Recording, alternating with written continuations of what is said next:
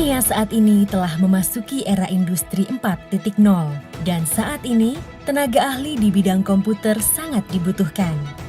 Jumlah sarjana komputer di Indonesia masih sangat kurang. Fakultas Ilmu Komputer Universitas Brawijaya bertekad menjadi solusi bagi permasalahan tersebut. Selamat datang. Filkom UB memiliki 2 buah jurusan. Jurusan Sistem Informasi dengan program studi Pendidikan Teknologi Informasi, Sistem Informasi, dan Teknologi Informasi. Serta jurusan Teknik Informatika dengan program studi Teknik Informatika, Teknik Komputer, dan Magister Ilmu Komputer.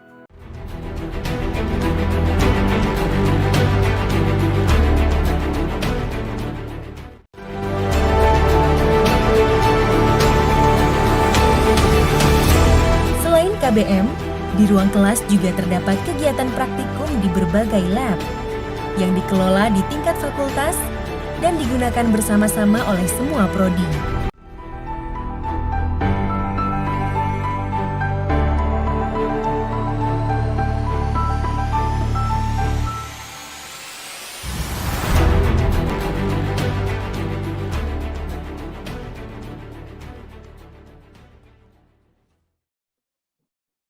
Oke, wah nih kayaknya drama startup ini ada kemiripannya nih dengan salah satu fakultas yang bakal kita bahas, kita bakal kulik di episode kali ini. Halo teman-teman, Assalamualaikum warahmatullahi wabarakatuh. Selamat pagi, selamat siang, selamat sore, selamat malam, kapanpun kalian bisa menonton video ini. Halo, gimana nih kabarnya gitu. Terima kasih sudah menonton dan menyempatkan waktu serta kuota kalian untuk bisa menonton video podcast kali ini. Apalagi kalau bukan ngotak, ngobrol tempat aku kuliah. Nah, di sini kembali lagi bersama aku, Aura Syarifah, sebagai host yang nantinya akan menemani 1 jam ke depan kalian untuk mengulik fakultas yang ada di Universitas Brawijaya. Jadi tanpa perlu berlama-lama lagi, let's break down your questions with ngotak. Ngobrol tempat aku kuliah. Oke, jadi di episode kedua ini kita akan mengulik masalah salah satu fakultas yang menjadi kayaknya banyak sekali idaman mahasiswa yang berkulik di bidang komputer gitu deh. Seperti yang tadi udah dibahas tuh, yang sebelumnya tuh tadi udah ditampilkan, apalagi kalau bukan Filkom atau Fakultas Ilmu Komputer. Jadi sebenarnya Filkom itu apa sih? Filkom itu Fakultas Ilmu Komputer di UB sebenarnya adalah salah satu program teknologi informasi dan ilmu komputer sebenarnya pada tahun 2011 atau bisa disingkat PTIIK yang akhirnya berhasil disahkan menjadi Fakultas Ilmu Komputer pada tahun 2015. Nah, Fakultas Ilmu Komputer ini memiliki moto yang keren banget nih, teman-teman. Motonya adalah Teach Me Goodness, Disciplines, and Knowledge. Nah, di sini podcast kali ini kita berhasil mengundang 5 talent atau 5 narasumber dari 5 prodi yang berbeda. Yang pertama ada Teknik Informatika, yakni ada Kak Faiz. Yang kedua adalah Sistem Informasi, ada Kak Chandra. Yang ketiga ada Teknik Komputer, dari Kak Fahmi, dan teknologi informasi, Kak Sania, dan pendidikan teknologi informasi. Jadi maaf nih, ada 5 nih teman-teman. Ada Kak Sania dan ada Kak Almas, begitu. Mungkin bisa disapa dulu nih teman-temannya, mulai dari Kak Faiz dari Teknik Informatika. Halo Kak, selamat pagi. Halo, selamat pagi. Ya, apa kabar nih Kak? Alhamdulillah baik. Alhamdulillah. Langsung saja kita ke prodi yang kedua ya. Ini Sistem Informasi, Kak Chandra. Halo Kak, apa kabar? Halo, selamat pagi. Alhamdulillah baik. Alhamdulillah. Oke, lanjut ke Teknik Komputer, Kak Fahmi. Halo Kak, apa kabar Kak? Halo, selamat pagi. Halo pagi. Oke. Lanjut ke yang keempat nih, ada Teknologi Informasi, Kak Sania. Halo Kak, selamat pagi, apa kabar? Halo, selamat pagi. Alhamdulillah baik nih kabarnya. Alhamdulillah, baik semua nih ya teman-teman. Dan yang terakhir ada Pendidikan Teknologi Informasi, Kak Almas. Selamat pagi Kak, apa kabar? Halo, alhamdulillah baik kabarnya. Alhamdulillah. Oke, di sini pasti teman-teman pada penasaran nih sebenarnya kenapa sih orang-orang ini tuh diundang di podcast kali ini gitu. Yang pertama aku akan mengenalkan Kak Faiz atau Kak Abdurrahman Faiz. Ini merupakan mahasiswa teknik informatika sejak tahun 2018. Experience-nya udah banyak banget nih teman-teman. Salah satunya adalah menjadi turnamen scorer all kategori kejuaraan Bridge Provinsi Jawa Timur, dan achievement-nya yang paling terbaru nih pada tahun 2019 kemarin itu adalah first place di IT Fest pengembangan bisnis informatics Champions pada tahun 2019 di UNESA. Itu yang pertama nih teman-teman, udah keren banget gak sih, udah first place, dan banyak banget nih teman-teman sebenarnya, ada first place, ada second place, dan itu semua berhubungan dengan teknik informatika, teman-teman. Nah, yang kedua adalah Kak Chandra dari Sistem Informasi.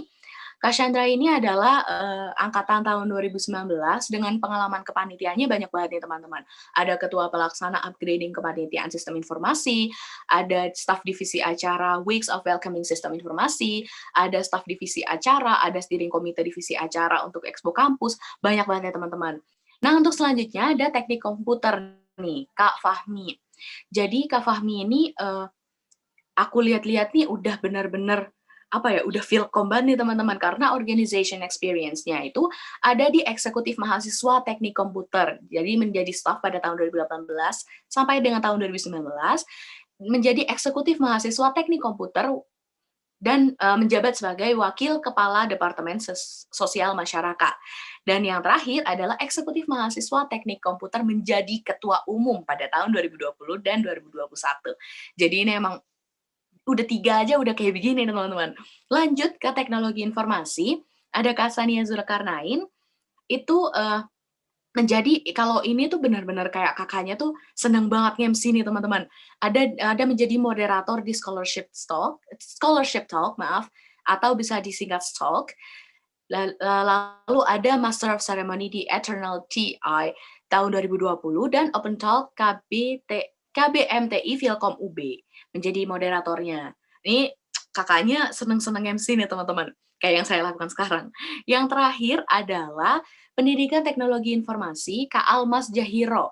Kak Almas ini kepanitiaannya juga banyak banget nih teman-teman. Yang pertama ada panitia inaugurasi Filkom, yang kedua adalah eksekutif mahasiswa di PTI, ada TNT 1000 Guru Malang, wah emang benar-benar jiwa pendidikannya tuh keras banget nih teman-teman. Ada kepanitiaan menjadi sekretaris di Genesis pada tahun 2020, dan yang terakhir adalah Education Session menjadi sekretaris pada tahun 2020. Begitu nih teman-teman. Wah, itu profilnya tuh udah benar-benar menarik semua nih. Jadi kita hari ini akan mengulik tentang Filkom dan prodi-prodinya gitu. Nah, untuk selanjutnya ini adalah bahasan yang paling teman-teman tunggu nih, yakni penjelasan prodi dari masing-masing talent mengenai prodinya masing-masing. Yang pertama adalah Kak Faiz dari Teknik Informatika. Silakan Kak menjelaskan teknik informatika itu seperti apa sih gitu, biar teman-teman itu bisa paham. Silakan. Baik, terima kasih atas waktunya. Assalamualaikum warahmatullahi wabarakatuh. Perkenalkan, nama saya Abdurrahman Faiz. Jadi di sini saya akan menjelaskan apa itu program studi teknik informatika. Jadi program studi teknik informatika ini di bawah jurusan teknik informatika, yang dimana di jurusan teknik informatika ada 2, teknik informatika dan teknik komputer. Lalu apa sih program studi teknik informatika? Yaitu disiplin ilmu mengenai penerapan logika matematika, yang dimana dalam pengelolaan informasi yang dapat meliputi transformasi data atau pengolahan fakta-fakta simbolik dengan memanfaatkan teknologi komputer. Jadi lebih ke logika matematika yang dikodingkan seperti itu. Lalu visinya program studi ini yaitu menyiapkan mahasiswa agar menjadi sarjana komputer yang mampu berbagai hal seperti software engineer atau developer, terus network engineer atau arsitek, terus game developer, mobile apps developer, data analis, dan sejenisnya. Jadi yang berhubungan dengan perangkat lunak seperti itu. Jadi di sini karena kita merupakan teknik, jadi lebih mengarah ke teknis-teknisnya dari mulai perencanaan, lalu pelaksanaan, desain, pengujian, dan produksi seperti itu. Wah, ini serius saya jadi bersemangat sendiri nih. Tadi saya baru tahu loh Kak kalau ternyata logika matematika itu benar-benar dipakai di teknik informatika ya. Saya benar-benar ini. Saya kira cuma ngoding doang, serius deh. Oke, itu baru pertama nih teman-teman. Itu baru satu nih. Nanti terima kasih Kak Faiz atas penjelasannya. Dilanjutkan di sistem informasi oleh Kak Chandra. Silakan Kak Chandra, apa sih sebenarnya sistem informasi? Apakah sangat berbeda dengan teknik informatika atau gimana? Silakan. Oke, terima kasih Kak Aura atas waktunya. Halo semua, kenalin aku Sandra dari program studi Sistem Informasi angkatan 2019. Di sini sistem informasi sendiri itu sebenarnya hampir sama jurusan sistem informasi di universitas lain, di mana program studi sistem informasi ini merupakan gabungan antara ilmu komputer, manajemen, dan bisnis. Nah, jadi di SI ini kita nggak hanya belajar tentang pemrograman saja, tapi kita akan belajar juga tentang manajemen dan bisnis, khususnya tentang manajemen dan bisnis teknologi informasi. Nah, terus yang dipelajari di SI sendiri itu sebenarnya kita akan belajar cara mengolah data, terus merancang antarmuka suatu sistem, terus membuat tampilan web. Untuk manajemennya sendiri, kita akan belajar cara mengukur keselarasan antara strategi TI di suatu perusahaan. Terus kayak mengukur apakah investasi TI yang dilakukan perusahaan itu menghasilkan nilai atau tidak bagi perusahaan. Jadi kayak SI itu lebih ke arah manajemen dan bisnisnya sih. Mungkin itu dari SI. Oke. Paham nih, paham. Wah, ini berarti bisa masuk ini nggak sih Kak? Kayak ke sosum-sosuman gitu nggak sih Kak? Modelnya? Iya, kalau dibilang gitu. Oh, oke. Wah, ini menarik sekali. Oke, lanjut. Terima kasih Kak Chandra atas penjelasannya. Lanjut ke Kak Fahmi Ardiansyah nih untuk menjelaskan tentang teknik komputer. Nah, apa sih Kak teknik komputer itu? Silakan. Ya, oke. Assalamualaikum warahmatullahi wabarakatuh. Selamat pagi buat teman-teman semua. Sebelumnya saya ucapkan terima kasih atas kesempatan yang diberikan oleh host ya. Mungkin tadi udah dikenalkan ya, nama saya Fahmi Ardiansyah dari Teknik Komputer Angkatan 2017. Nah, pada kesempatan kali ini saya akan menjelaskan mengenai program studi Teknik Komputer. Nah, program studi teknik komputer ini pada awalnya itu bernama sistem komputer ya, yang berdiri pada tahun 2011.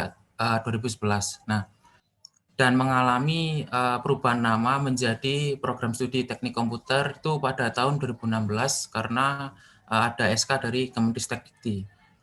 Nah, untuk teknik komputernya sendiri itu merupakan disiplin ilmu yang mengintegrasikan atau menggabungkan dua bidang ilmu yang berbeda, yaitu bidang ilmu teknik elektro dan juga bidang ilmu komputer.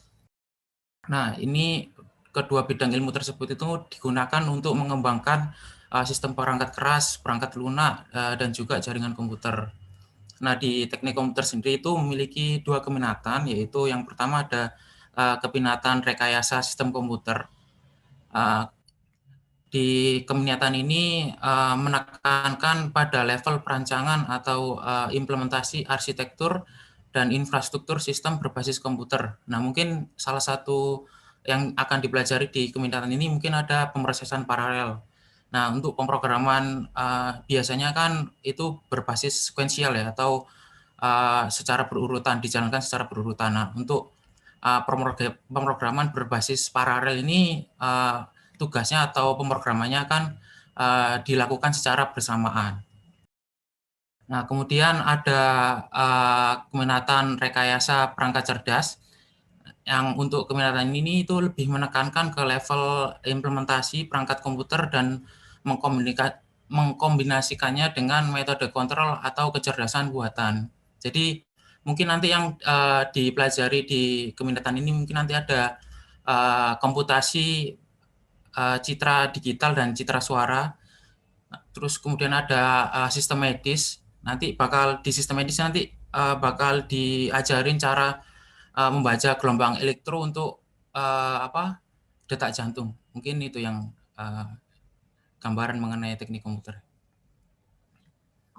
Oke. Jadi benar-benar nggak cuman kayak tentang apa sih ngulik-ngulik komputer doang, bukan pasar komputer, enggak teman-teman, karena emang ini bidangnya sangat luas sekali nih ternyata. Terima kasih Kak Fahmi atas penjelasannya. Kita lanjut ke teknologi informasi. Kak Sania, silakan menjelaskan apa sih Kak teknologi informasi itu? Silakan.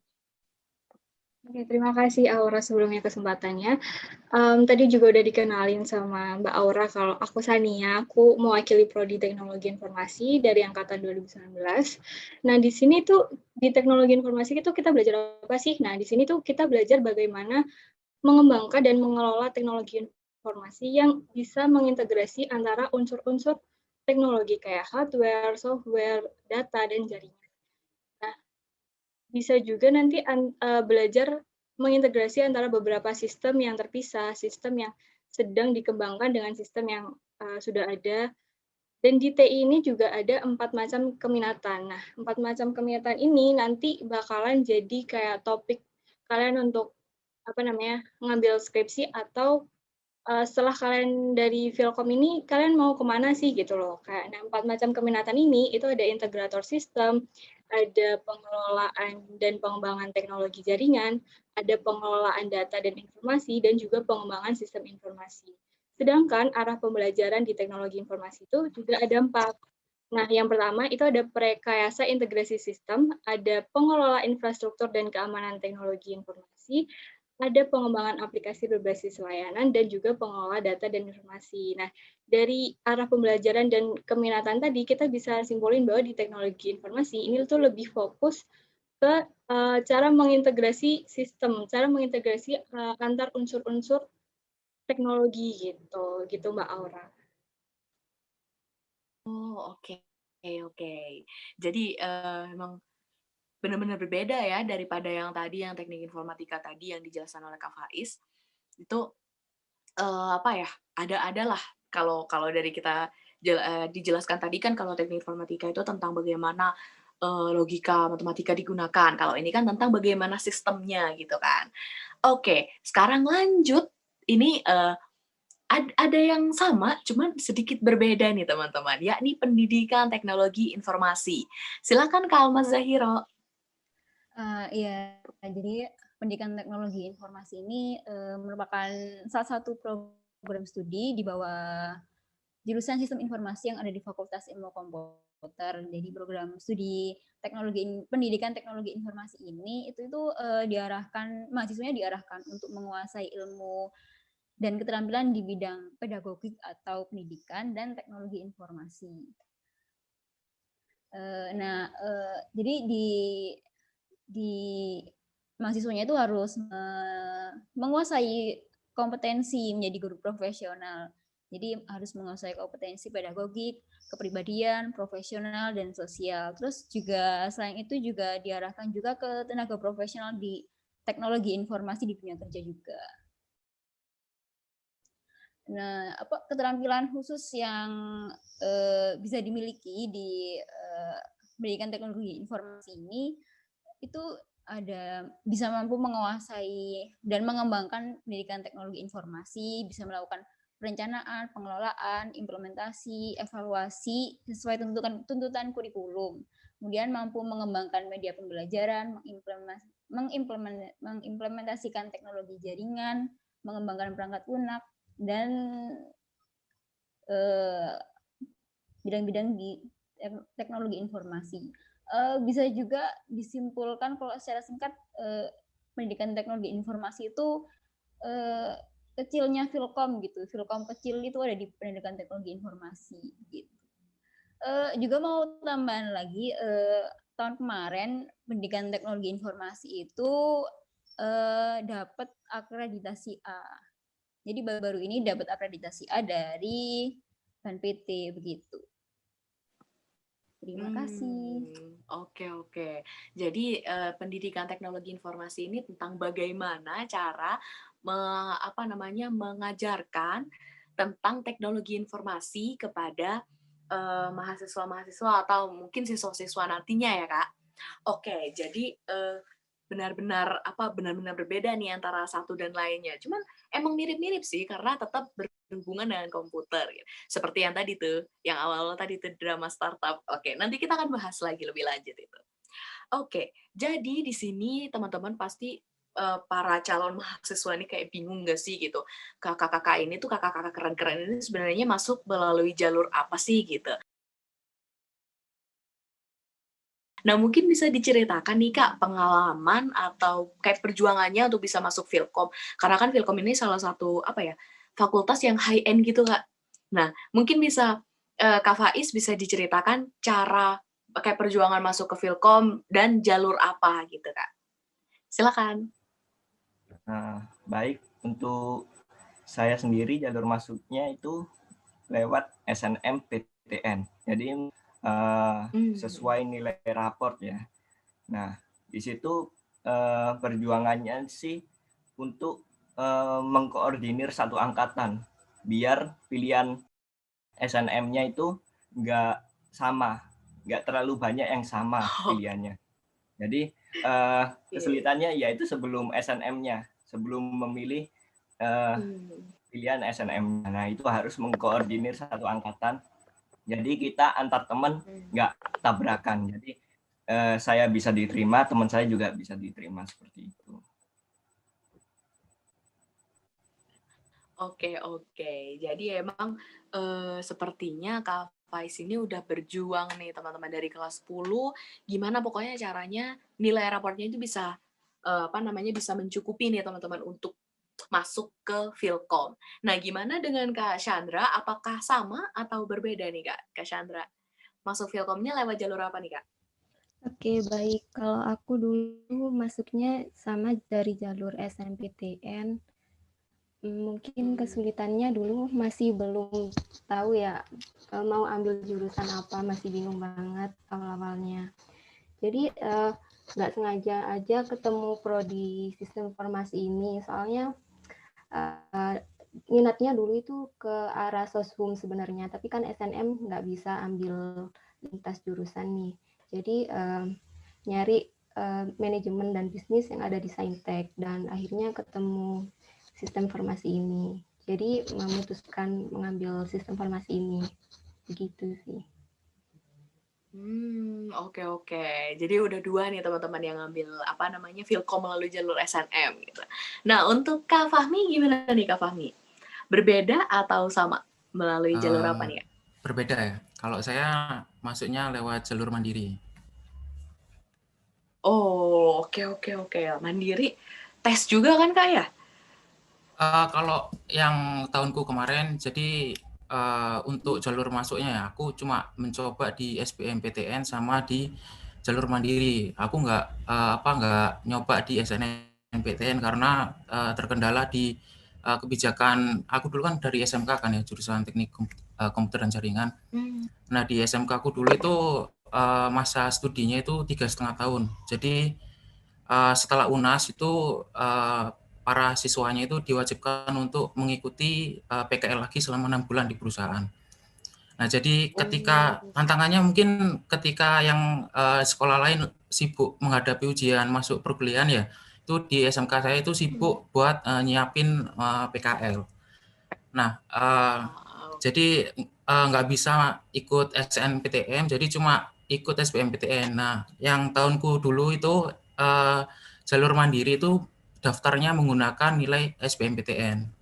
Jadi tanpa tes, ya kita ikut SBMPTN, kita baru daftar jalur mandiri. Tapi kalau ada anak yang nggak ikut SBMPTN itu setauku nggak bisa. Nilai yang digunakan kan nilai SBMPTN ya. Mungkin selain itu kalau dari aku anak SMK ya, tantangannya masuk kuliah itu mungkin di mata pelajaran ya. Karena kalau di SMK kan nggak diajarin kan mata pelajaran biologi, kimia itu nggak ada. Terus untuk mata pelajaran fisika juga cuma diajarin di kelas 1 sama kelas 2. Jadi setelah magang itu ya perjuangannya ya mungkin mengejar ketertinggalan ya untuk masuk mengikuti ujian. Oke. Jadi menarik nih teman-teman. Kakaknya masuk jalur mandiri tapi pakai nilai UTBK. Dan apalagi kakaknya ternyata bukan dari SMA. Jadi teman-teman yang SMK nih jangan ragu lah untuk masuk ke Filkom nih teman-teman melalui jalur apapun itu gitu. Nah, untuk Kak Sania dari Teknologi Informasi gimana nih Kak? Melalui jalur apa dan kayak apa nih perjuangannya untuk masuk ke Filkom? Oke, aku dulu tuh masuk TI atau Teknologi Informasi itu lewat jalur SBMPTN. Nah, ya alhamdulillahnya juga waktu itu aku karena TI ini pilihan pertama gitu loh, jadi ya bersyukur banget gitu kan. Dan selama perjuangannya juga ya perjuangan UTBK pada umumnya lah ya, kayak ikut bimbel, entah itu bimbel di luar, ya, bimbel sekolah, terus ikut tryout juga, terus pastinya cari info tentang kampus juga kan, mau kuliah di mana tuh kalian harus tahu gitu, mau passion kalian di mana gitu kan kalian harus tahu gitu. Ya gitu aja sih, nggak ada perjuangan yang sangat besar, cuman persiapan UTBK-nya aja yang mungkin beratnya di situ. Iya, oke, udah dapet nih teman-teman 3 dari SNM, ada kakaknya dari SBM, ada kakaknya dari Mandiri, dan semuanya perjuangannya benar-benar berbeda banget nih teman-teman. Tapi Kak Sania, perjuangan SBM itu juga susah loh Kak, nggak ada yang ini loh, nggak ada yang mudah loh gitu. Oke, jadi sekarang lanjut nih ke Kak Almas, gimana nih Kak? Melalui jalur apa nih Kak masuk ke Filkomnya? Sama kayak Kak Sania tadi, aku masuk ke PTI itu lewat jalur SBMPTN. Kalau perjuangannya ya mungkin pulang sekolah langsung ke bimbel atau bolak-balik konsul ke guru buat tanya-tanya tentang informasi kuliah, prodi-prodi atau informasi-informasi pendaftaran gitu. Seperti pada umumnya. Oke, ini akan menjadi sangat menarik ini, serius nih. Jadi emang ada yang dari SBM, ada yang dari SNM, ada yang dari Mandiri. Nah, kesemuanya itu bakal melebur nih teman-teman. Jadi kalian nggak usah bingung-bingung, aduh aku jalur apa ya gitu. Aduh aku jalur ini nih gitu. Nggak usah sama sekali kalian berpikir tentang itu. Sekarang adalah tentang bagaimana cara kalian berjuang buat masuk ke fakultas yang high end kayak begini nih. Udah, aduh saya jadi merasa semakin kentang. Oke, lanjut ke bahasan selanjutnya, yakni tentang prodi, masing-masing prodi di Filkom ya teman-teman. Nah, ada salah satu kayak bukan mitos sih, salah satu kayak ucapan atau bisa dibilang kalau di Twitter itu cuitan gitu. Apakah masuk Filkom itu harus bisa membuat robot nih, Kak? Iya, ini pertanyaan yang sangat menarik nih. Mungkin bisa dijawab oleh Kak Fahmi, silakan Kak. Ya kalau masuk ke Filkom itu nggak harus bisa membuat robot ya, tapi kalau pengen belajar cara membuat robot itu bisa join ke Filkom. Nanti di teknik komputer bakal diajarin. Oke.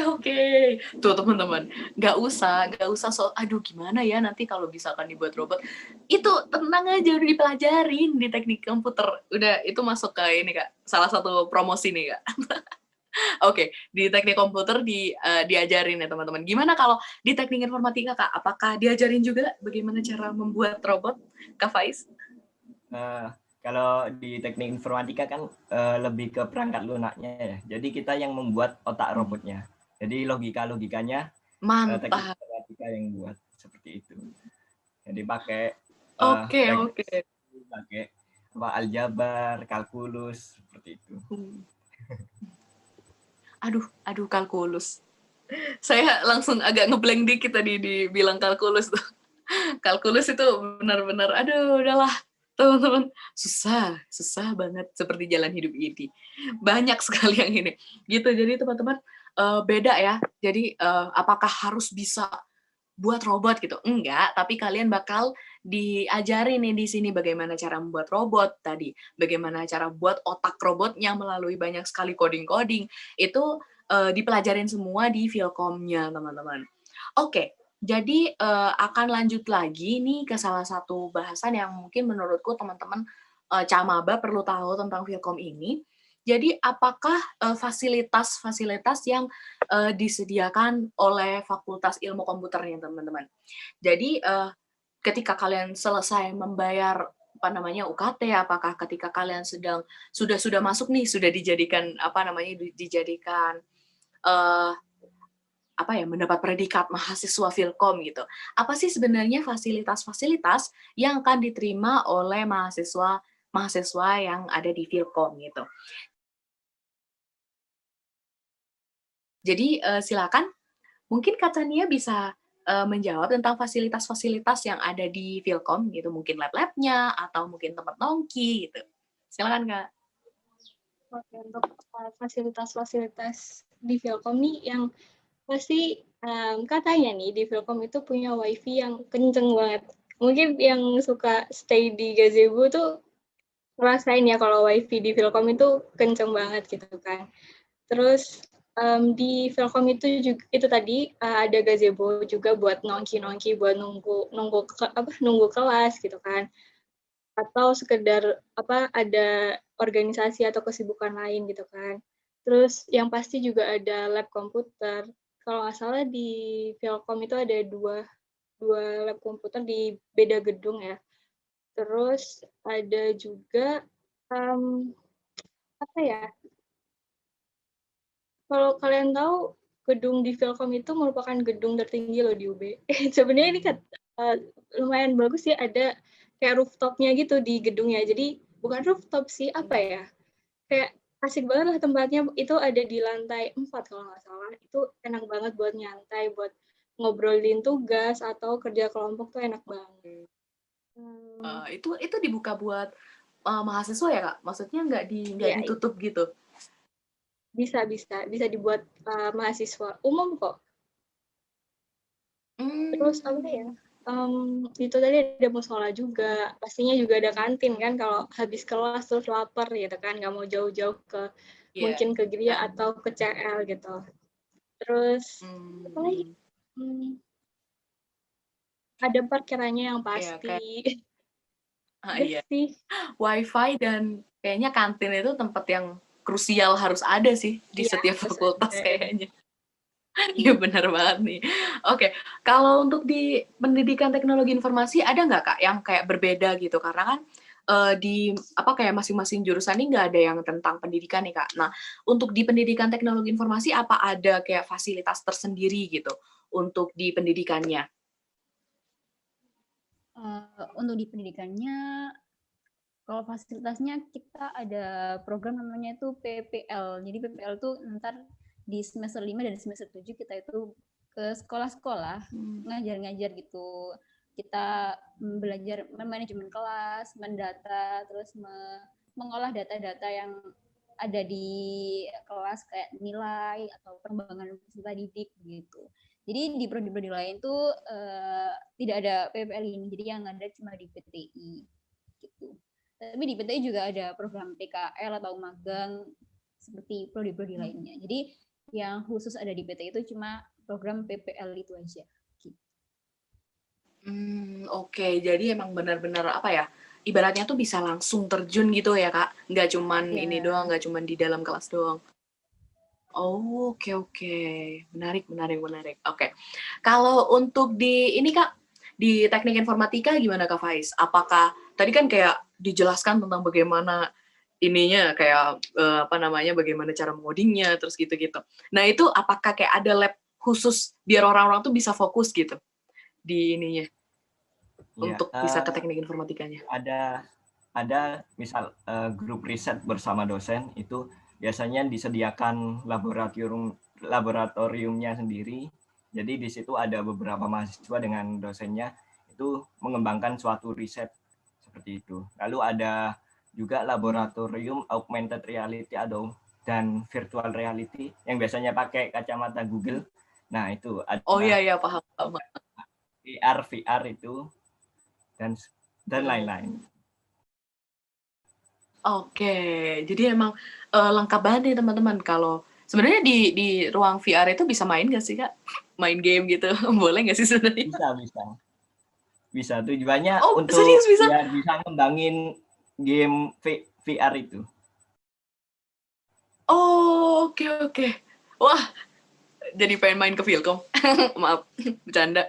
Oke, untuk Kak Fahmi gimana Kak? Teknik komputer, apakah ada hal yang berbeda atau mungkin sama aja gitu? Kalau yang berbeda di teknik komputer mungkin di ini ya laboratorium pembelajarannya. Kalau di teknik komputer ada LabSys Komput, sistem komputer dan robotika. Nah, nanti di LabSys Komput itu biasanya digunakan untuk tempat-tempat praktek buat anak-anak teknik komputer. Terus mau nambahin juga ya, mungkin fasilitas yang ada di Vilkom itu ada salah satunya ada smart class. Jadi itu ada di gedung F lantai 2. Jadi smart class ini misalnya ada satu dosen ya, itu bisa mengajar 3 kelas sekaligus. Nah, itu menggunakan smart class. Jadi antara 3 kelas ini saling terintegrasi lah. Kemudian mungkin ada gedung kelembagaan ya, pusat gedung kelembagaan mahasiswa yang sekarang lagi dibangun di gedung D. Kemudian ada di gedung F lantai 12 itu ada ruang multimedia. Biasanya itu dibuat seminar untuk kegiatan mahasiswa juga. Kemudian yang gedung baru ini ada di gedung G lantai 2, itu ada Grafilkom. Itu sama, biasanya dibuat seminar juga. Selain itu juga ada musola, ada ruang baca atau perpustakaan ya. Jadi kalau mahasiswa Filkom mau ngerjain skripsi, mau baca-baca skripsinya cutting-cutting itu biasanya pada ngerjainnya di ruang baca. Oke. Waduh, gedungnya banyak banget tuh teman-teman. Sampai gedung G tahu, banyak tahu. Oke, kalau untuk Kak Chandra gimana Kak Chandra? Di antara banyak gedung yang tadi disebutkan itu, untuk sistem informasi itu ada satu fasilitas nggak yang nggak ada gitu? Ini cuma buat anak SI gitu, gimana? Mungkin sama aja sih kalau dari SI. Cuma kayak ada kelompok riset juga sendiri sama dosen, dan itu beda ruangannya. Mungkin itu aja. Oke. Jadi intinya tuh biarpun kayak beda-beda gitu, ada satu yang paling menonjolkan tuh teman-teman. Ada satu itu tadi ada yang lab tentang bagaimana cara membuat atau robotika gitu-gitu. Ada tadi lab VR dan lain sebagainya. Jadi pindah ke Vilkom, enggak bercanda. Oke, lanjut ke pertanyaan bahasan yang selanjutnya, yakni ini adalah bahasan yang sebenarnya tuh paling sering ditanyakan oleh ibu-ibu gitu, ibu-ibu dan anaknya gitu. Masuk Vilkom apa sih cuman buat utak-utak laptop doang, aduh nak udahlah kamu jadi guru aja jadi PNS gitu kan misalkan.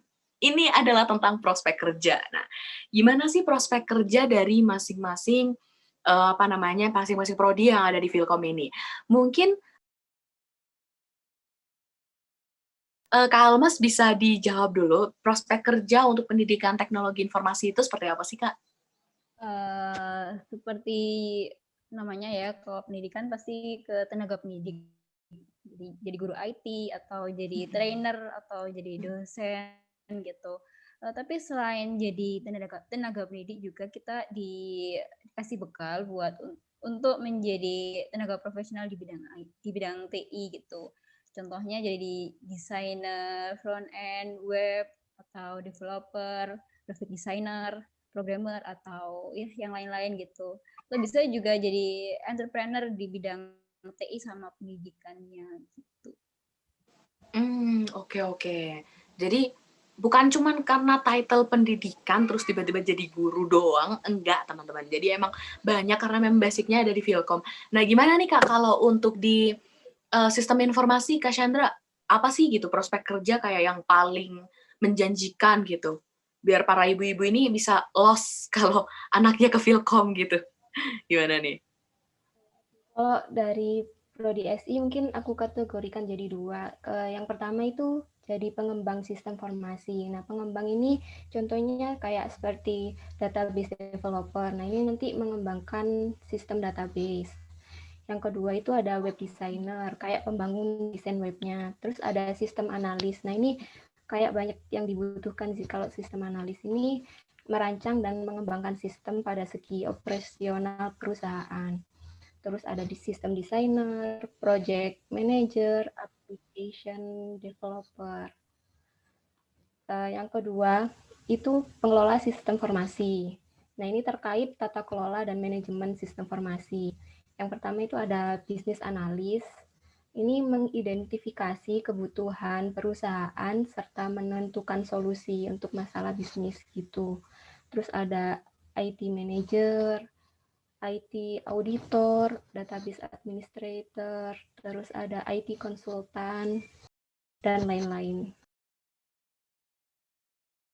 Untuk Ibu-ibu, lulusan SI mungkin bisa bekerja di hampir seluruh sektor, bisa di startup atau perusahaan-perusahaan lain yang menerapkan teknologi pastinya.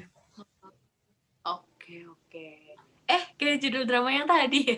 Saya nggak nonton sih, tapi katanya emang ininya apa namanya ratingnya tinggi banget ya kayaknya. Itu bisa sih masuk ke list. Saya jarang nonton drakor soalnya, jadi ntar lah bisa dimasukin ke list. Oke, jadi itu kalau untuk sistem informasi itu seperti itu ya teman-teman tentang ini. Oh ya, saya ada salah satu temen nih yang di teknik di informatika gitu juga. Kalau untuk UI UX itu masuknya kemana nih Kak? Ini mungkin salah satu bisa ada yang menjawab. Bisa langsung on mic aja kalau misalkan mungkin menjawab. UI UX, salah nggak sih saya ngomongnya? UI UX itu kayaknya tentang desain web gitu ya. Gimana nih Kak Chandra, tadi kan disebutkan tentang desain web. Itu apakah memang benar? Ya, benar-benar. Jadi di SI juga kita belajar tentang desain UI UX juga. Jadi mungkin bisa nanti bekerjanya ke arah itu. UX designer gitu. Oke, jadi kan udah dibahas nih teman-teman tentang bagaimana desain web, bagaimana tentang mengelola database dan lain sebagainya. Nah, kalau teknik informatika nih Kak Faiz, bedanya apa nih? Prospek kerjanya gitu. Terkait apa? Oh, prospek karirnya ya. Jadi kalau prospek kerjanya lebih ke software ya. Jadi ada software spesialis, kemudian software developer, terus intelligent system spesialis yang ngembangin sistem-sistem AI, terus network spesialis, terus computer security, ini lebih ke cyber security, kemudian big data spesialis, pengelolaan data yang banyak sekali, terus game spesialis untuk yang bisa ngembangin game, terus mobile application spesialis untuk yang mengarah ke aplikasi mobile, terus researcher atau yang biasa riset, IT project manager, IT konsultan, dan yang terakhir karena semua prodi pastinya ada matkul kewirausahaan yang menjadi mata kuliah wajib universitas, maka bisa juga ke entrepreneur gitu. Iya ya. Jadi entrepreneur juga bisa nih membuka lapangan pekerjaan bagi orang lain nih teman-teman. Oke, developer itu berarti yang ngembangin aplikasi yang biasanya ada di bagian bawah ini ya Kak, apa namanya bagian bawah kayak aplikasi kalau kita ngedownload di Play Store gitu, di App Store, ada tulisannya kayak developer gitu ya, itu ya Kak? Iya benar. Jadi yang buat aplikasi itu namanya developer, pengembang. Jadi dia yang mulai perencanaan, desain, implementasi, pengujian, dan rilisnya. Gitu. Oke. Wah, menarik banget nih. Nah, Kak Sania gimana nih kalau untuk teknologi informasi? Bedanya sama yang tadi? Oke, tadi kan aku udah singgung tuh yang 4 keminatan di TI. Nah, dari 4 keminatan itu kita bisa prospek kerjanya bisa dari situ, kayak profil lulusan TI itu dari situ. Yang pertama tadi kan ada integrator sistem. Nah, di mana di integrator sistem itu kita bisa jadi developer sistem integratif. Jadi pengembang sistemnya, pengembang integrasi sistemnya gitu. Terus yang kedua bisa jadi middleware programmer. Nah, untuk pengelola dan pengembangan teknologi jaringan itu ada bisa jadi administrator jaringan, bisa jadi administrator sistem, bisa juga jadi pengelola keamanan sistem. Terus untuk yang pengelola data dan informasi, kita bisa jadi database administrator, bisa jadi database programmer, bisa juga jadi informasi bisnis analis, dan juga data warehouse designer. Nah, sedangkan untuk pengembangan sistem informasi bisa jadi konsultan TI, bisa juga jadi penganalisis sistem informasi perusahaan, dan juga bisa jadi manajer proyek TI. Tapi selain itu, aku punya beberapa kenalan cutting nih yang baru aja lulus. Nah, dia itu udah keterima di web developer, dan ada juga yang udah kerja di bidang UI dan UX designer. Nah, dari situ kan berarti di TI itu nggak cuma ngacu di 4 keminatan tadi, bisa di luar itu tadi gitu. Jadi prospek kerjanya tuh lebih luas gitu loh, nggak mencakup cuma 4 keminatan yang tadi udah aku sebutin. Gitu. Wah, yang saya singgung tadi ya Kak, berarti UI UX designer itu juga bisa dari teknologi informasi. Bisa juga. Jadi nggak harus dari satu prodi. Sebenarnya di Filkom itu kita bisa jadi apa aja sih. Kayak kan mungkin di semua prodi itu belajarnya hampir sama ya, kayak di TI itu pasti juga belajar beberapa matkul yang sama gitu, yang dipelajari di sistem informasi, contohnya kayak gitu. Kayak dasar pengembangan sistem informasi yang di sistem informasi dipelajari, di teknologi informasi juga dipelajari. Jadi kayak lebih luas aja gitu prospek kerjanya, nggak terpacu untuk satu jurusan aja gitu loh, satu prodi aja gitu. Oke. Itu tuh teman-teman udah banyak banget dah pokoknya. Kalian jangan bingung-bingung dah gitu. Kalau untuk nih teknik komputer gimana nih Kak? Apakah kayak cuman bongkar pasang komputer atau gimana? Prospek kerjanya gimana nih Kak? Ya, mungkin untuk perbedaan untuk teknik informatika sama teknik komputer kan, kalau informatika di fokusnya ke rekayasa perangkat lunaknya ya. Nah, kalau di teknik komputer mungkin kita lebih fokus ke perangkat kerasnya atau pengembangan hardware-nya. Jadi mungkin untuk profil lulusannya ya, untuk di teknik komputer nanti lulusannya akan mendapatkan gelar ST atau sarjana teknik. Nah, ini yang unik ya, yang di Filkom itu ada 2 prodi yang memiliki gelar yang berbeda. Jadi ada teknik komputer sama PTI, Pendidikan Teknologi Informasi ya. Kalau PTI nanti lulusannya akan mendapatkan gelar SPD, Sarjana Pendidikan. Nah, selain 2 prodi tersebut itu akan mendapatkan gelar Eskom atau Sarjana Komputer. Nah, mungkin untuk prospek kerja di bidang teknik komputer ya itu bisa jadi firmware engineer. Nah, firmware engineer ini insinyur atau pengembang perangkat lunak yang dikhususkan untuk hardware. Jadi misal contohnya itu perangkat lunak yang ada di router, kemudian perangkat lunak yang ada di remote control. Nah, itu tugasnya firmware engineer. Kemudian mungkin ada embedded system engineer. Nah, embedded system engineer ini pengembang perangkat tertanam. Nah, misalkan contohnya kan di mal-mal kan biasanya ada pintu yang suka buka sendiri ya, kalau di depannya ada orang. Nah, itu kerjaannya embedded system engineer. Kemudian mungkin contoh lainnya di gerbang tol, itu kita ngetap kartu, kita udah tahu golongan mobilnya itu golongan berapa, terus tiba-tiba palang pintunya kebuka sendiri. Nah, itu salah satu tugasnya embedded system engineer. Kemudian prospek kerjanya mungkin bisa jadi robotics engineer. Kalau robotics engineer ini mungkin nanti larinya ke perusahaan otomotif ya, yang membutuhkan tangan robot buat ngerangkai bodi mobil. Kemudian bisa jadi IoT engineer. Nah, ini yang mungkin nanti beberapa tahun ke depan yang bakal banyak dibutuhkan, karena kan saat ini kan dunia industri kan sudah memasuki revolusi industri 4.0 ya. Mungkin teknologi IoT ini nanti bakal banyak dibutuhkan. Kemudian bisa jadi technopreneur, ya, jadi wirausaha di bidang teknologi ya. Ya, contohnya misal buat startup itu bisa. Kemudian kalau di luar bidang teknik komputer, tapi anak teknik komputer bisa masuk itu mungkin bisa jadi IT support di perusahaan BUMN atau perusahaan swasta, kemudian bisa jadi network administrator, bisa jadi programmer, mungkin itu untuk prospek dari teknik komputer. Oh, oke. Wah, aduh, luas banget, sumpah. Ada Internet of Things tadi ya, saya penasaran banget sih sama itu, sama ini tadi disebutin sama Kak Faiz tentang apa sih AI. Itu menurut saya emang udah ini sih, udah kayak banyak banget kan di ini, apalagi di Jepang gitu-gitu. Itu apa AI-nya udah maju banget nih, teman-teman. Nah, jadikan Indonesia seperti itu nih. Tapi tetap ini ya, jangan mengganti orang. Orangnya gimana dong? Nggak ada yang kerja dong nanti. Jangan. Oke. Tadi kan sempat juga disinggung masalah ini nih, masalah revolusi industri 4.0 gitu kan.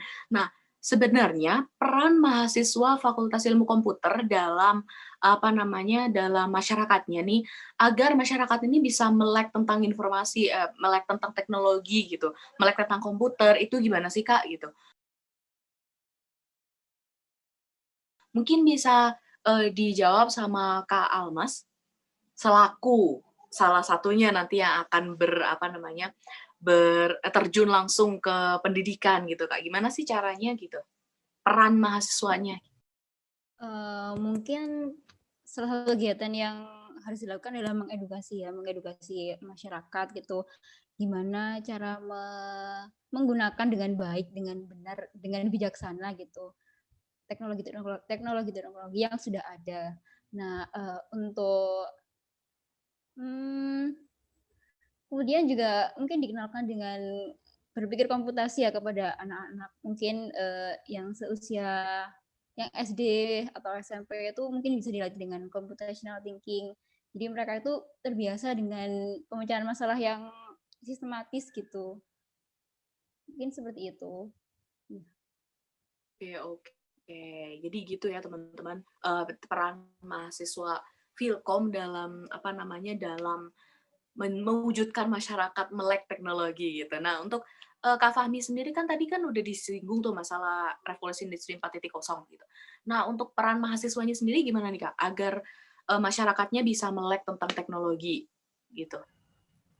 Ya, mungkin untuk peran mahasiswa itu sebenarnya udah diatur ya di Tridharma Perguruan Tinggi, itu yang terdiri dari pendidikan dan pengajaran, kemudian ada penelitian dan pengembangan, terus ada pengabdian kepada masyarakat. Nah, mungkin peran mahasiswa Filkom untuk masyarakat agar melek teknologi mungkin bisa dilakukan melalui poin pengabdian kepada masyarakat. Nah, pengabdian kepada masyarakat sendiri itu merupakan kegiatan yang memanfaatkan ilmu pengetahuan dan teknologi untuk memajukan kesejahteraan masyarakat dan mencerdaskan kehidupan bangsa. Nah, di Filkom ini sendiri sebenarnya sudah ada program pengabdian masyarakat dari lembaga kemahasiswaan di Filkom. Itu bentuk kegiatannya melakukan pemberdayaan dan pelatihan dengan desa binaan. Nah, mungkin salah satu contoh kegiatannya itu kita mengajarkan penggunaan e-commerce buat masyarakat desa. Jadi prospek ekonomi di desa kan ada yang kebanyakan kalau di Malang kan perkebunan ya. Jadi produk yang dihasilkan itu entah itu berupa keripik, entah itu berupa buah-buahan hasil perkebunan.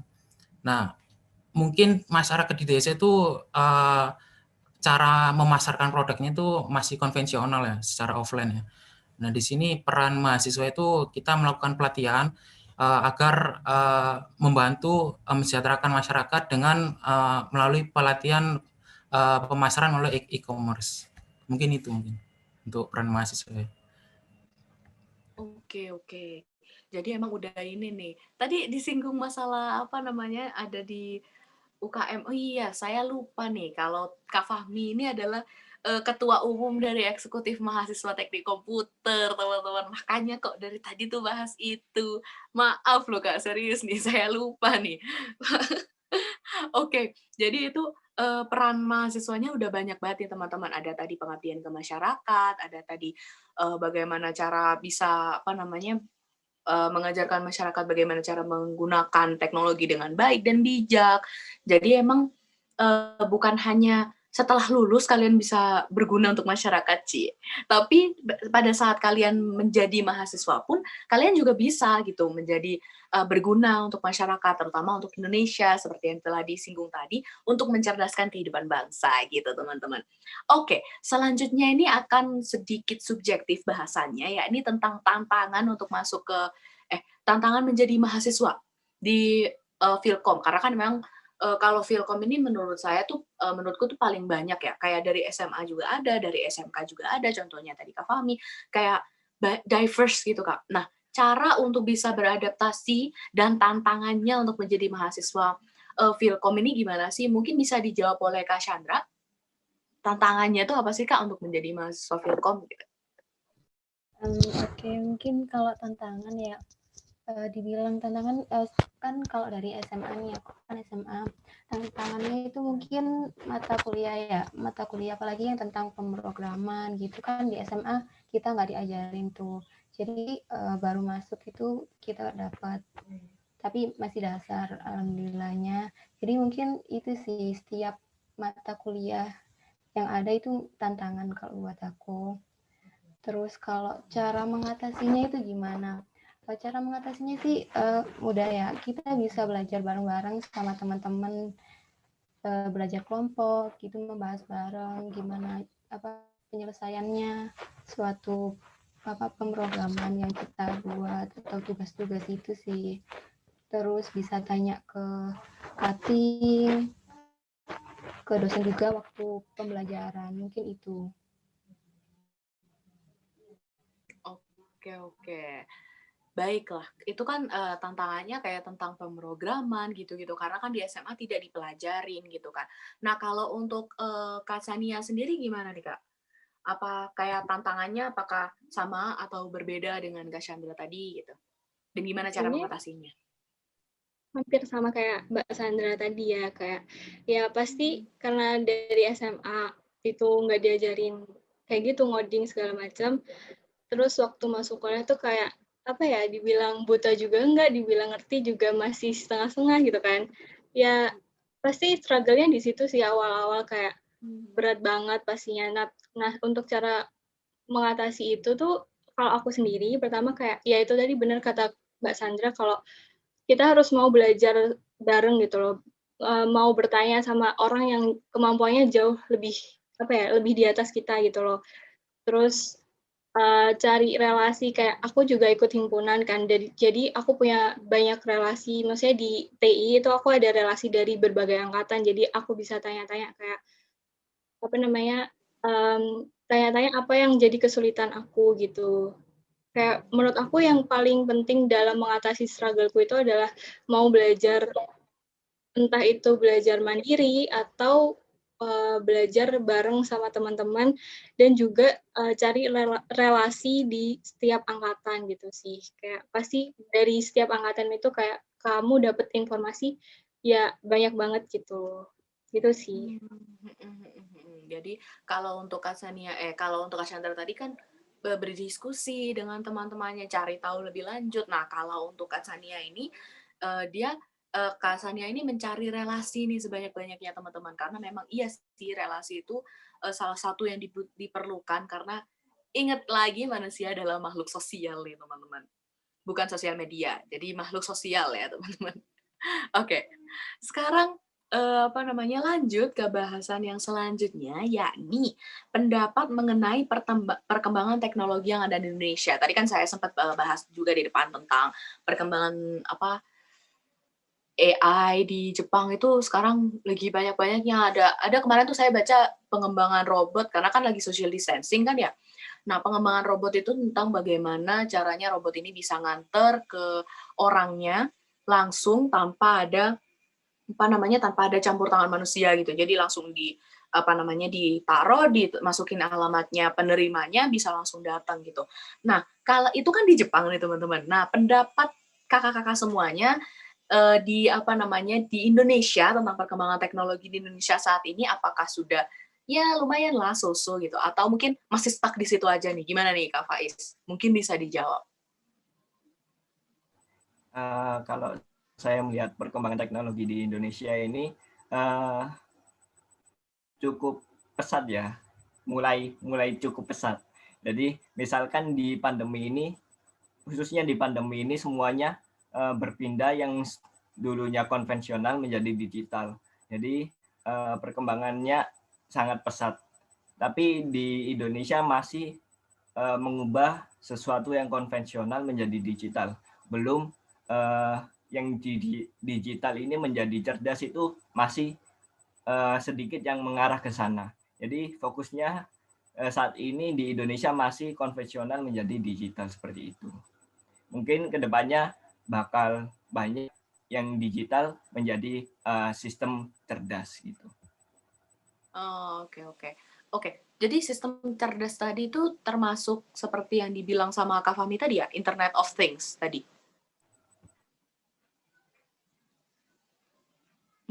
Oke.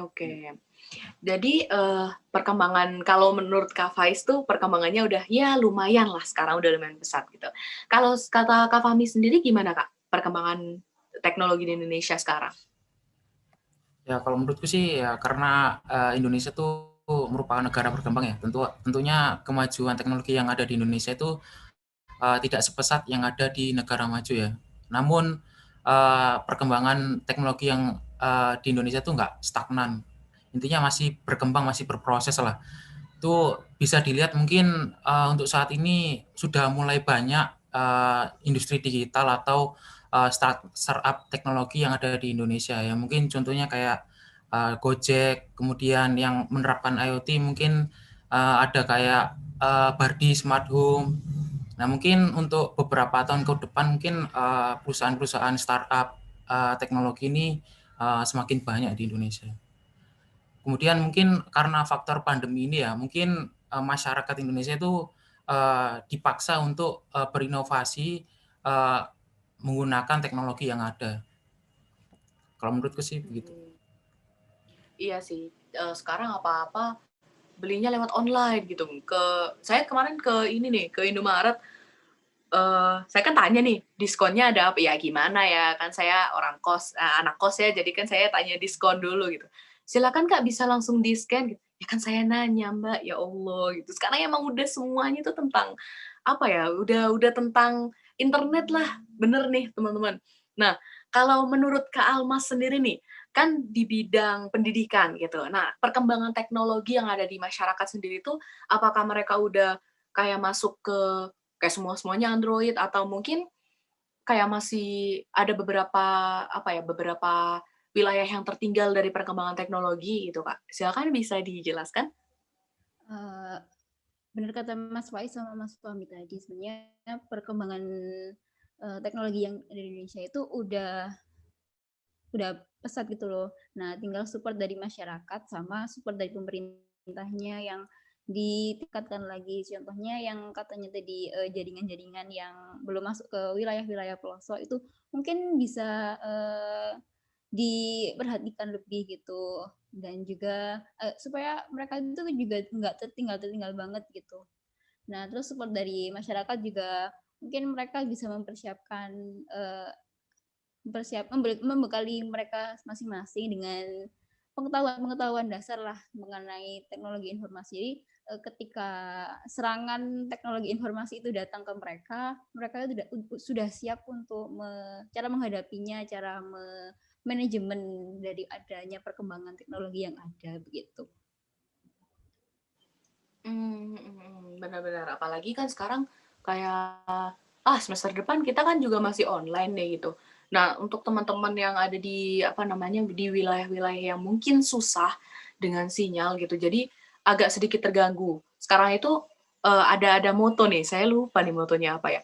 Kayaknya tuh ini, nilai IPK berdasarkan jumlah kuota gitu. Ada yang bilang kayak begitu tuh, karena emang teknologi informasi sekarang tuh ini sangat masuk sekali ke dalam setiap lini di masyarakat nih teman-teman. Jadi masuk Filkom itu adalah ini salah satu jalan menuju Indonesia jadi lebih pintar tuh katanya Kak Faiz tadi untuk digital menjadi perkembangan yang lebih pintar lagi. Nah, itu tadi udah nih teman-teman, udah kita tentang membahas bagaimana Filkom, bagaimana masing-masing prodinya, prospek kerjanya, terus bagaimana perkembangannya di Indonesia saat ini. Nah, kita langsung membahas tentang bagaimana sih cara masuknya gitu. Nilai rata-rata atau nilai UTBK, tadi kan ada yang UTBK, ada yang SNM gitu kan. Nah, nilai rata-rata dari masing-masing kakak-kakak ini itu berapa sih? Itu agar menjadi tolok ukur bagi kalian yang ingin mendaftar di Fakultas Ilmu Komputer. Mungkin bisa dimulai dari Kak Faiz. Gimana nih Kak? Nilai rata-ratanya masih ingat nggak Kak dulu waktu masuk ke Filkom? Nggak begitu inget sih ya. Ya sekitar 8 lah. Oh, oke. Ya. Sekitar 8 lah. Itu merendah tuh teman-teman. Aslinya kayaknya 9 sih, kayaknya sih. Soalnya tadi disinggung-singgung aljabar, disinggung-singgung kayak begitu udahlah. Oke, kalau untuk Kak Chandra gimana nih Kak? Kak Chandra tadi SNM ya? Ya, kalau rata-rata juga dulu sekitar 8,4 mungkin ya. Sekitar 8 ya, berarti emang tolok ukurnya 8 gitu. Untuk SNM. Nah, kita sekarang beralih ke SBM nih Kak, untuk Kak Sania dan Kak Almas. Kak Sania gimana nih Kak? Berapa nilai Kak Sania sendiri untuk bisa masuk atau mungkin ada kayak passing grade gitu untuk masuk ke Filkom? Passing grade sih pasti ada ya, tapi aku kurang tahu untuk passing grade-nya teknologi informasi berapa, tapi menurut aku bisa mungkin untuk di atas 600, karena aku dulu masuk juga di atas 600, aku lupa berapa spesifiknya, cuman untuk rinciannya juga aku lupa. Seingat aku untuk nilai matematika sama TPS-nya itu aku dapat nilai tertinggi di rata-rata itu. Jadi mungkin itu juga bisa diperhitungkan, tapi aku kurang tahu ya. Jadi menurut aku untuk amannya usahain untuk di atas 600 gitu. Gitu sih. UTBK-nya berarti ambil Saintek apa Sosum nih Kak? Saintek. Karena pilihan UTBK-nya Saintek ya. Oke. Kalau Kak Almas gimana nih Kak? Nilai UTBK. Kalau aku jujur lupa angkanya berapa, tapi seingat aku tuh nilai aku standar gitu dibanding teman-temanku yang ikut UTBK juga. Jadi kalau misalnya ada temanku yang berapa gitu, aku cuma di tengah-tengah gitulah, nggak tinggi-tinggi banget, nggak rendah-rendah banget juga.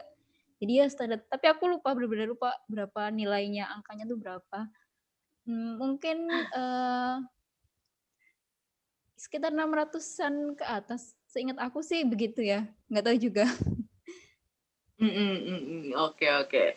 Jadi, nih narasumbernya pada merendah semua, padahal nilainya bagus-bagus semua nih. Saya pulang aja sini, saya pulang nih. Oke, jadi itu teman-teman ya untuk nilai raport dan nilai ini. Nah, untuk Kak Fahmi gimana nih Kak? Untuk nilai UTBK yang tadi dimasukkan ke Mandiri. Kalau nilai SBMPTN-nya itu sebenarnya lupa ya, karena udah beberapa tahun yang lalu, jadi nggak inget. Oh iya. Oh iya benar-benar. Ya disamaratakan aja kali ya Kak, 600. Udahlah. Otak saya taruh nih pada pinter-pinter semua, aduh. Bingung nih saya nih. Jadi rata-ratanya itu memang antara 80, kalau untuk nilai rapot 80-an, kalau untuk UTBK biasanya 600 gitu kan. Nah, untuk ibaratkan nih teman-teman Camabadi udah masuk nih kan, udah jadi mahasiswa. Oke. Itu berapa sih Kak nominal yang dibayarkan, atau di mana sih kayak website tempat untuk melihat biaya-biaya itu untuk lebih lanjutnya itu di mana sih Kak? Dan biayanya mungkin bisa langsung disebutkan untuk SNM berapa, untuk SBM berapa. Kalau untuk SBM dulu nih Kak, SBM Kak Sania dan Kak Almas Mungkin biaya kuliahnya bisa bisa dikasih tahu ke kita. Kak Almas berapa, Kak? Aku kalau untuk UKT itu tergantung golongan ya, kalau misalnya SBMPTN, kalau nggak salah aku itu masuk golongan 4, kalau nggak salah nih, aku juga lupa. Itu biayanya setiap 6 bulan tuh 7,5 gitu. Oke. Kalau untuk Kak Sania gimana nih, Kak? Sama kayak kalau Mas, aku juga golongan 4. Jadi setiap bulannya tuh 7.500.000. Sebulan setiap semester 7.500.000. Tapi karena di Filkom di UB lah ya, itu bisa kita ngajuin keringanan gitu. Aku kebetulan dulu kan emang aku sama kakak aku lagi kuliah dan aku ngajuin keringanan itu bisa jadi turun 6 juta. Jadi walaupun nanti kalian nggak setuju sama golongan UKT kalian bisa ngajuin keringanan di tengah-tengah kayak gitu. Oke. Lumayan loh itu 1.500.000. Lumayan banget itu. Oke. Kalau untuk SNM, katanya SNM dan SBM kan nggak ada uang pangkal nih. Gimana, Kak Chandra gimana nih, Kak, untuk biaya kuliahnya? Ya, betul. Dari SNM dan SBM itu sebenarnya sama UKT-nya. Ada 6 kategori. Kategori pertama itu 500, kategori 2 itu 1 juta, kategori 3 itu waktu tahunku 4,5, kalau tahun kemarin belum tahu. Terus kategori 4 itu 7.500.000 itu, terus kategori 5 itu 8.500.000, dan kategori 6 itu 9.500.000. Kalau aku dapatnya kategori yang 5. Oke. Kalau Kak Faiz gimana nih? Masuk ke dalam kategori berapa? Kalau aku masuk ke kategori 4, 7,5. Oke. Sama ya berarti tadi kayak Kak Sania dan Kak Almas. Nah, kalau untuk mandiri nih, Kak Fahmi gimana? Kan ada uang pangkalnya nih gitu. Berapa nih? Kalau aku dulu masuk golongan 5, itu uang pangkalnya kalau nggak salah itu sekitar 45 juta ya. Terus untuk UKT-nya itu sekitar 8 juta per semester. Jadi kalau di Mandiri itu dibagi 3 golongan ya, ada golongan 4, golongan 5, dan ada golongan 6. Terus kalau biaya yang harus dibayar itu ada 2. Yang pertama itu UKT atau uang kuliah tunggal, itu dibayarkan tiap 1 semester. Kemudian ada biaya IP atau iuran pengembangan institusi. Nah, kalau yang ini dibayarkan 1 kali di awal perkuliahan.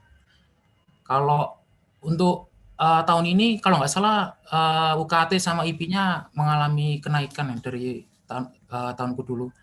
Kalau yang untuk saat ini itu golongan 4 itu biaya UKT-nya sekitar 7,5 juta. Terus biaya IP-nya itu 40 juta. Terus kalau golongan 5 itu UKT-nya 8,5 juta. Terus biaya IP-nya itu 47,5 juta. Kemudian untuk golongan 6 itu biaya UKT-nya 9,5 juta dan biaya IP-nya 55 juta.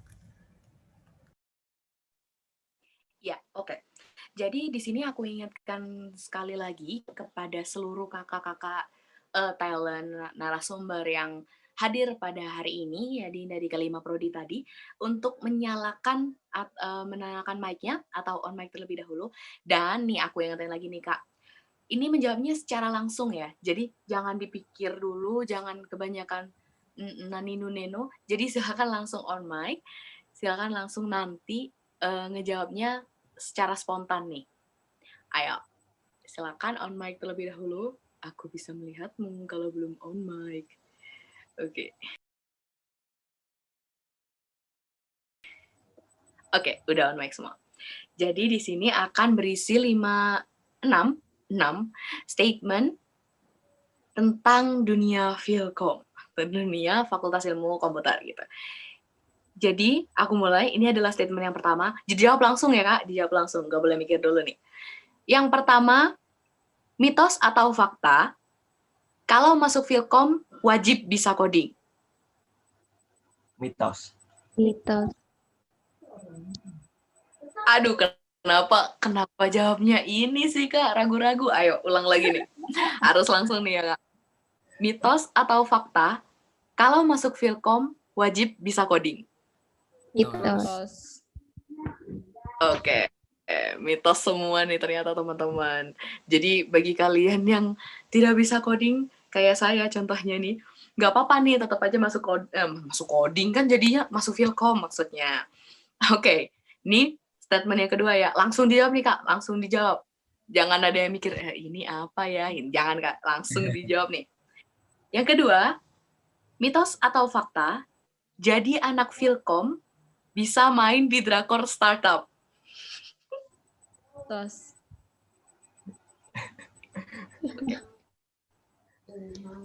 Kok nggak ada yang jawab?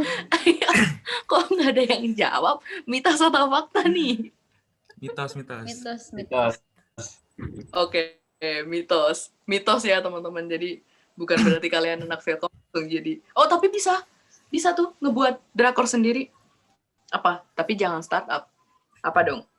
Silakan tuh kalian bagi teman-teman Filkom yang berjiwa ini ya, bisa untuk menyalurkan tuh. Oke, lanjut ke statement yang ketiga. Mitos atau fakta, ini tadi udah dijawab sih, tapi nggak apa-apa. Mitos atau fakta, kalau WiFi di Filkom merupakan WiFi tercepat di UB. Fakta. Fakta. Oh, dengan bangga mempersembahkan bahwa WiFi Filkom adalah fakta tercepat yang ada di UB nih teman-teman. Jadi kalian nggak sia-sia sih bayar UKT sama uang pangkal tadi, nggak sia-sia banget kalau di Filkom. Oke, itu udah fakta nih ya. Udah langsung dari pakar-pakarnya nih. Oke, yang selanjutnya. Mitos atau fakta, Prodi Teknik Informatika merupakan salah satu prodi incaran banyak camaba. Fakta. Fakta. Mitos. Fakta. Loh, Fakta. kok anak TI-nya sendiri jawab mitos, ini gimana ceritanya nih? Kok mitos ini gimana sih? Berhasil mengalahkan banyak orang. Nggak tahu sih berapa orang, tapi banyak sih pasti jelas. Berdasarkan data Oke, tadi sistem informasi sih. berdasarkan data sistem informasi. Oke. Jadi ya sosok lah ya antara mitos dan fakta gitu. Oke, itu udah langsung di ini nih ya, langsung di konfirmasi langsung nih. Oke, yang selanjutnya mitos atau fakta. Ini kesukaan saya nih. Mitos atau fakta, kalau cowok-cowok di Filkom bisa bebas berambut gondrong di lingkungan fakultas. Fakta. Mitos. Fakta. Mitos. Loh, kenapa nih Kak? Kok pendidikan mitos nih kenapa harus potong bagus? Soalnya waktu PPL itu laki-lakinya tuh harus potong rapi, setahu aku sih gitu. Jadi khusus gitu. yang BTI ini ya. Oke. Khusus yang BTI gitu. Oke. Ya, jadi teman-teman yang memang pendidikan gitu kan, karena mengajar nih teman-teman. Jadi kalian look-nya harus bersahaja gitu, nggak bisa yang kayak gondrong-gondrong nanti diikutin tuh sama siswanya, gondrong juga. Oke, yang selanjutnya, yang terakhir nih, harus cepat. Mitos atau fakta, anak Filkom wajib punya gadget yang high performance. Mitos. Oke. Pada jawab mitos semua nih teman-teman. Jadi kalian nggak usah berkecil hati. Ya aku nggak bisa beli ini, nggak bisa beli MSI. Aku nggak bisa beli yang ini, yang komputer yang harganya puluhan juta gitu. Enggak, ternyata itu adalah mitos teman-teman. Oke, jadi terima kasih. Tadi banyak banget ternyata ada yang berambut gondrong itu ternyata fakta, ada yang mitos karena kalau PPL dipotong rambutnya, aduh sayang sih, tapi nggak apa-apa ya, namanya juga ini mau PPL gitu kan. Terima kasih kepada kakak-kakak, silakan bisa mute lagi mic-nya. Oke, jadi itu tadi ada beberapa statement dari kalian yang sudah dijawab, ada yang mitos, jadi aku simpulin nih, kalau masuk Filkom nggak wajib bisa coding. Jadi nanti bisa dipelajarin waktu kalian masuk ke Filkomnya. Yang kedua tadi, jadi anak Filkom harus bisa main di drakor startup. Enggak, tapi kalian bisa menciptakan sendiri ya drama Filkom, nggak apa-apa. Itu bisa kalian ciptakan sendiri. Oke, Terus WiFi Philcom merupakan WiFi tercepat di UB, itu fakta loh teman-teman. Itu boleh dong main ke Philcom buat WiFi. Nggak bercanda, bos. Oke, lanjut. Prodi Teknik Informatika merupakan salah satu prodi incaran. Itu so-so katanya, karena menurut data katanya sistem informasi. Ada yang bilang iya, ada yang bilang enggak gitu. Dibuktikan aja sendiri, mendingan tuh.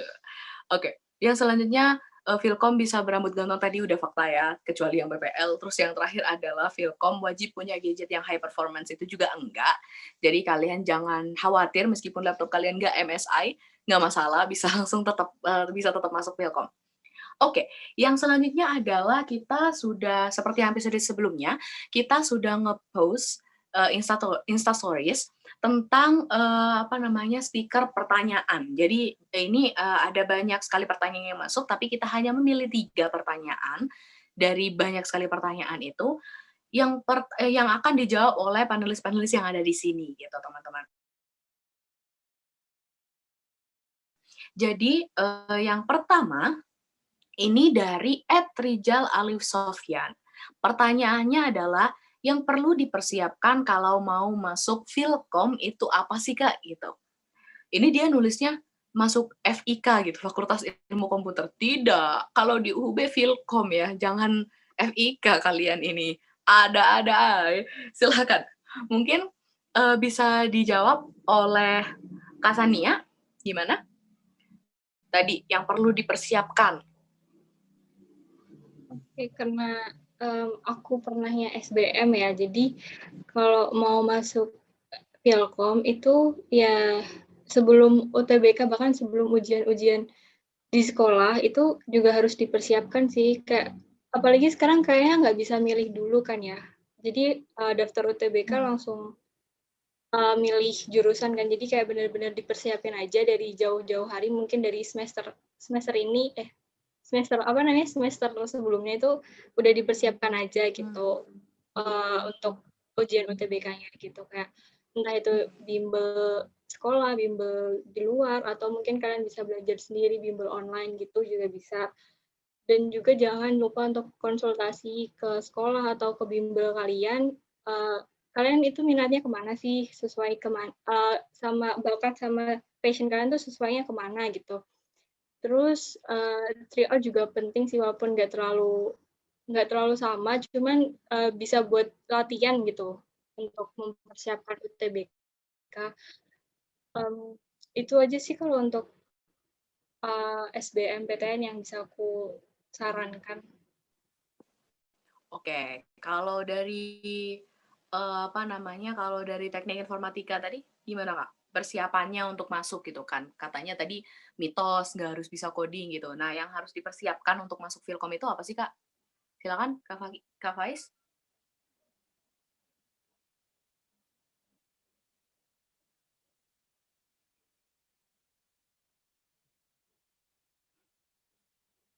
Halo, Kak Faiz.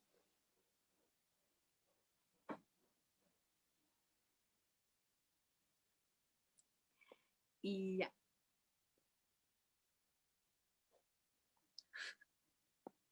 Oke, sepertinya tadi pertanyaan saya masih kurang jelas ya. Jadi, apa sih yang harus dipersiapkan bagi para camaba untuk bisa masuk ke Philcom, terutama mungkin yang tadi di statement kan teknik informatika nih Kak Faiz yang paling tinggi gitu. Apa sih yang harus dipersiapkan gitu? Karena kan tadi nggak wajib bisa coding katanya. Gimana tuh persiapannya? Ya maaf, barusan gangguan sinyal. Jadi Iya. Ya nanti di teknik informatika pastinya diajari mulai nol coding. Jadi nggak usah perlu repot-repot sebelum masuk teknik informatika harus belajar ngoding, itu nggak perlu. Jadi nanti dari nol, benar-benar dari nol, dari mulai pengenalan apa itu variabel, apa itu operator. Nah itu diajari dari nol. Jadi kalian bisa ngoding setelah masuk teknik informatika. Oke. Jadi yang harus Khususnya dipersiapkan mungkin mental ya Kak, lebih ke mental untuk iya, oke.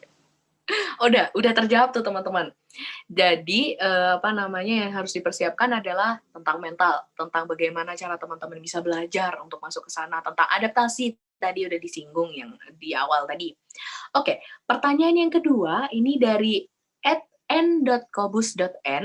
Pertanyaannya adalah, apakah Filkom memiliki kerjasama dengan pihak luar atau perusahaan untuk membantu sistem akademik dan lulusannya? Gitu. Mungkin bisa dijawab oleh Kak Almas. Silakan Kak. Jadi di Filkom juga banyak relasi sama perusahaan-perusahaan ataupun institusi pendidikan. Kayak contohnya tuh kayak di kalau nggak salah ke salah satu universitas di Jepang ya, kalau aku seingatku gitu. Kalau perusahaan-perusahaan aku kurang tahu sih. Mungkin teman-teman yang lain bisa ada yang tahu gitu. Kalau setahu aku cuma yang di universitas di Jepang gitu. Itu menjalin relasi sama Filkom gitu. Ya gimana nih? Mungkin dari kakak-kakak yang lain ada yang bisa menjawab nih kira-kira perusahaan apa sih gitu yang menjadi apa namanya partner kerjasama dari Filkom gitu. Silakan mungkin ada yang bisa menjawab kakak sekalian. Mungkin bantu menjawab ya. Kalau setahu aku sih untuk kerjasama kalau dengan perusahaan itu setahu itu Filkom ada kerjasama sama Microsoft, terus Cisco, terus ada kerjasama sama National Instrument kalau nggak salah. Terus kalau di dunia akademik bener ya, tadi ada kerjasama di salah satu universitas Jepang itu kalau nggak salah namanya Waseda University. Nah mungkin kalau teman-teman masih penasaran ya, itu Filkom itu kerjasama sama perusahaan atau univ mana aja itu bisa dicek di webnya di filkom.ub.ac.id. Oke.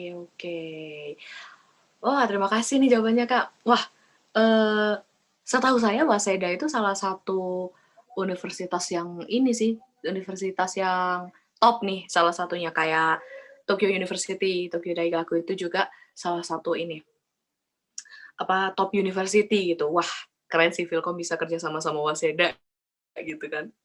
Oke, untuk pertanyaan selanjutnya, yakni dari @rian_al_hafid DZ, teknik informatika dan komputer nggak masuk fakultas teknik, kenapa ya Kak? Gitu. Mungkin bisa dijawab langsung oleh orang-orangnya gitu. Kak Fahmi silakan. Tadi kan ngebahas nih, lulusannya ST. Gimana nih? Kenapa nggak masuk ke teknik? Jadi sebenarnya awal mulanya dulu itu teknik komputer sama, bukan teknik komputer aja ya, Filkom itu sebenarnya beda fakultas. Kalau nggak salah itu dari FMIPA itu ada ilmu komputer, kemudian di FT itu ada dari teknik elektro. Nah, itu karena bidang ilmunya itu dirasa bersesuaian ya.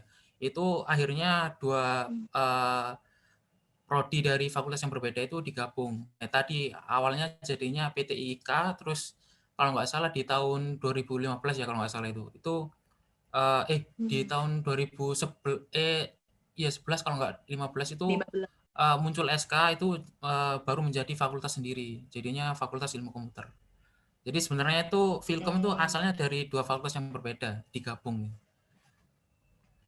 Oh, oke. Begitu teman-teman. Kita jadi belajar sejarahnya Filkom nih. Itu pertanyaannya menarik juga ya. Kenapa lulusannya ST? Iya juga bener.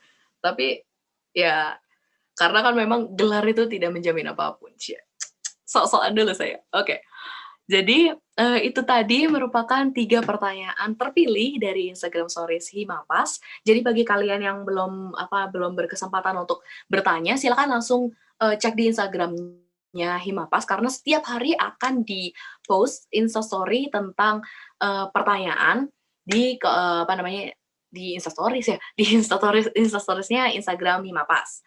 Jadi begitu saja untuk episode kali ini. Silakan bagi kakak-kakak sekalian untuk closing statement-nya nih Kak. Mungkin dari kakak-kakak yang katanya tadi menurut data paling banyak diminati. Silakan Kak Chandra, closing statement-nya sekaligus untuk mengajak Camaba untuk masuk ke Filkom nih Kak.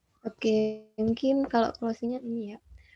pilihlah jurusan yang sesuai dengan minat dan bakat kalian. Jangan pernah memilih jurusan itu ikut-ikutan teman, karena yang akan jalani kan kalian. Kalau masih bingung, coba tanya ke diri kalian sendiri dan mengenal diri kalian. Apa sih yang kalian sukai dan kalian minati. Terus semangat terus ya sampai akhir. Kita tunggu di Filkom UB. Mantap. Oke. Untuk closing statement-nya dari Kak Fahmi, mungkin silakan. Ya, oke, mungkin buat teman-teman ya yang tertarik pada bidang Internet of Things, programming atau pengen bisa bikin robot, bikin drone, bikin bisnis atau startup teknologi itu teman-teman bisa banget buat join sama kita di Fakultas Ilmu Komputer Universitas Brawijaya. Ya, makasih. Oke, gitu ya teman-teman. Oke, selanjutnya langsung nih ke ke salah satu prodi dengan katanya tadi prospek kerja yang luas gitu. Kakak Sania dari Teknologi Informasi, silakan closing statement-nya. Buat kalian yang tertarik nih untuk belajar tentang IT dan nanti mau kerja juga di bidang IT, nah bisa untuk masuk aja ke Filkom gitu.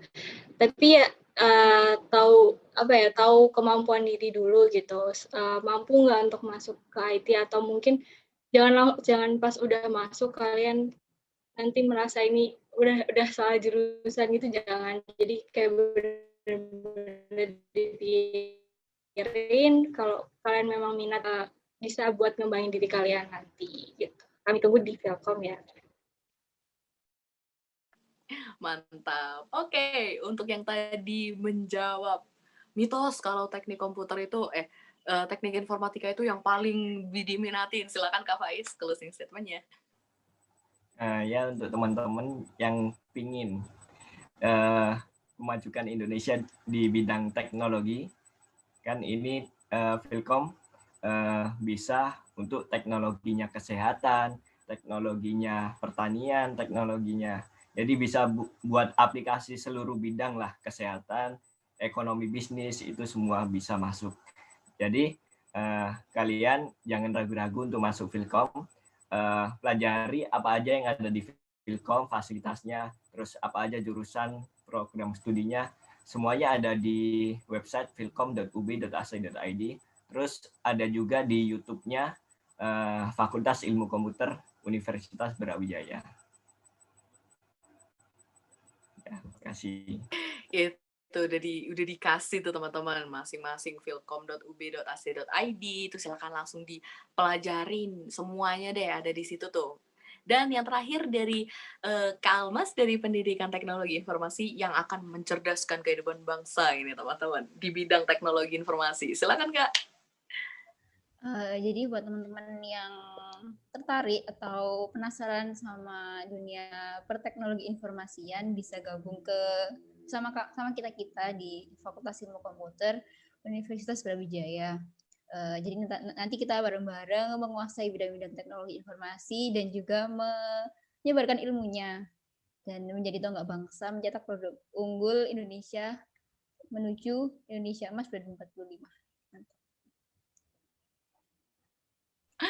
Amin, menuju Indonesia maju. Oh iya, ini ada pesan nih dari teman-teman Kak untuk jargon kebanggaan Filkom gimana nih? Gimana kalau Kak Fahmi nih yang memimpin jargonnya nih? Masih inget nggak Kak? Kan Bapak Ketua.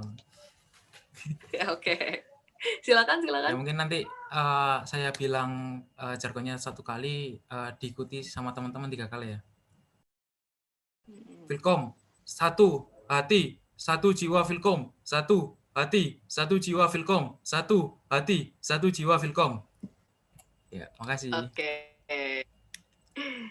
Mungkin bisa diulang Kak biar bisa diinin semuanya.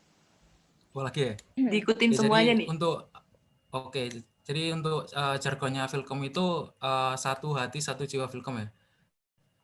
Mungkin nanti saya bilang 1 kali, nanti setelah itu bisa diikuti 3 kali ya.